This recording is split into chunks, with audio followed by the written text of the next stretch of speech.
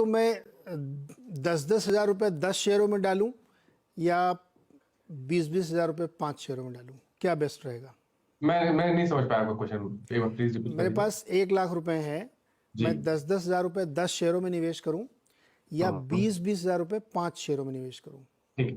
तो देखिए, मेरा समझना यह है कि जितने ज्यादा स्टॉक होंगे, एक देखिए एक सिस्टम है, 20-25 स्टॉक से ज्यादा आपके पोर्टफोलियो में नहीं होने चाहिए। 20-25 स्टॉक्स आपने पोर्टफोलियो में रखिए तो वो मैनेजेबल है। लेकिन जहां आप अंधाधुंध स्टॉक खरीदने लगे, 50-60 स्टॉक आपके पोर्टफोलियो में हो, तो उसको मैनेज करना बहुत मुश्किल होता है। तो आपने जो बताया उसमें मेरे हिसाब से 5 स्टॉक भी नहीं लेने चाहिए, कम से कम 10 स्टॉक लेने चाहिए। तो 10,000 के 10 स्टॉक लेना बेहतर स्ट्रैटेजी रहेगी। बिल्कुल सही है। इस पे थोड़ा सा मैं ऐड कर दूं, जो कहा इन्होंने बिल्कुल सही कहा कि बहुत कम भी नहीं और बहुत ज़्यादा भी नहीं, क्योंकि अगर आपने बहुत कम स्टॉक लिए तो रिस्क बढ़ जाएगा आपका, क्योंकि उसमें से नहीं चले तो आपका पूरा लॉस रहेगा। और बहुत ज़्यादा आपने ले लिए और थोड़ा ही थोड़ा, कोई चल रहा कोई नहीं चल रहा, तो जीरो सम गेम हो जाएगा।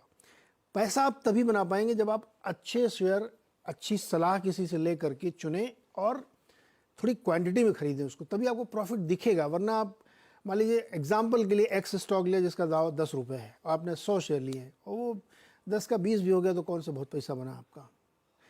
तो कंसंट्रेटेड पोर्टफोलियो नहीं होना चाहिए, कंसंट्रेटेड कॉल होनी चाहिए आपकी कि जो खरीद रहे हैं उसको ठीक से खरीदें, नहीं तो ना खरीदें। और ऐसा भी नहीं कि 2 ही स्टॉक पे सब पैसा लगा दें, और ये भी नहीं कि 100 स्टॉक पे सब पैसा लगाएं। एक बैलेंस अप्रोच रखना चाहिए। अच्छा, सरोज कुमार तिवारी जी ने बहुत ही, जो इस वक्त देश का फेवरेट शेयर है वो लिया है, सुजलॉन, 42 रुपये 500 शेयर, और SJVN 137 पर 300 शेयर। क्या करना चाहिए सरोज को? तो देखिए, पहले सुजलॉन की बात करें, स्टॉक करेक्ट हुआ है 3-4 दिनों में, लेकिन 20 मूविंग एवरेज के आसपास सपोर्ट लिया आज। वहां पर फिर से बाइंग इंटरेस्ट देखने को मिल रहा है। मेरे लिए 39 का आंकड़ा बहुत अहम है सुजलॉन के लिए। तो जब तक 39 के ऊपर ट्रेड करता रहे, आप अपनी पोजीशन में बने रहिए। मेरे ख्याल से नेक्स्ट मूव में आपको 48 तक के भाव देखने को मिल सकते हैं। एसजेवीएन की जहां तक बात है, देखिए यहाँ कंसोलिडेशन है, 10 डे मूविंग एवरेज के ऊपर कंसोलिडेशन हो रहा है। लेकिन अगर हम करीब 6-7 दिन पहले चले जाएं तो स्टॉक में एक ब्रेकआउट था, जिसके टारगेट 150 रुपए के आसपास के आते थे। तो उस स्ट्रेटजी को कायम रखेंगे, 128 रुपए के स्टॉप लॉस से स्टॉक में बने रहिए, 150 रुपए के टारगेट के। ओके। और सीरीज मिश्रा ने खरीदा है, क्या खरीदा इन्होंने? नहीं, वरुण शुक्ला ने NBCC 81 शेयर्स हैं, 138 रुपये 69 पैसे पर। लॉन्ग टर्म का व्यू चाहिए इनको। देखिए, एनबीसीसी में लॉन्ग टर्म का व्यू अभी तक तो पॉजिटिव लग रहा है, क्योंकि बीच में स्टॉक करेक्ट हुआ था, 175 से 105 तक गया था। लेकिन वो बहुत ही अहम सपोर्ट था, क्योंकि वहीं पर 20 वीक मूविंग एवरेज आता था।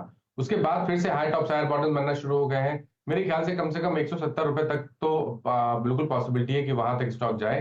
तो लॉन्ग टर्म के हिसाब से आप बने रहिए, लेकिन छोटे छोटे स्टेप लेने पड़ेंगे। आपको आंख बंद करके ट्रेड नहीं करना है या इन्वेस्टमेंट नहीं करना है स्टॉक में। 120 रुपए के स्टॉप लॉस से बने रहिए। सबसे पहले 170-75 को टारगेट बना के रखिए। अगर 175 का आंकड़ा ब्रेक हो जाता है, तो उसके ऊपर आपको कम से कम 60 से 70 रुपए का अप मूव और देखने को मिल सकता है। लेकिन नजरिया बड़ा रखिए, करीब करीब 1 साल का। करीब करीब एक